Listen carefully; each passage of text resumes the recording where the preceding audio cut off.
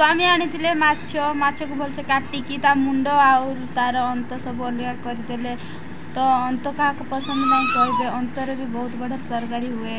देखो अंत सब धोईदेली ताको भल से पूरा धोईदे कि टमाटो काटिदेली। टमाटो पर आलू आउ बैगन को भल से काटिकी ताको पानी रे धोईदेली। धोई सारा पर बेसर रेडी पियाज रेडी। तापर कढ़ा गरम हो गला तेल पकईदेली। तेल पकई सारा पर तेल टी गरम हो एति हेनी आठ पकईदे। हाँ धीरे से एक्चुअली तेल टी अल्प पकईबे कहीं माछर तेल ही बाहर कंटिया माछ विशेषकर। तापर तेल गरम होला पर प्याज पकईदेली बेसर पकईदेली। बेसर पर पकईदेली टमाटो टमाटो पर तापर टिके फुटला घाटीदेले। घाटी सारा पर पकईदेले आलू बैगन को भलसे लंका गुंड पकईदेले।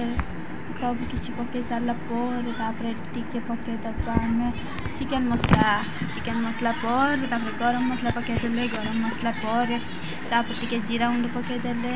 भल से एपट सेपट एपट करके घाटीदेले।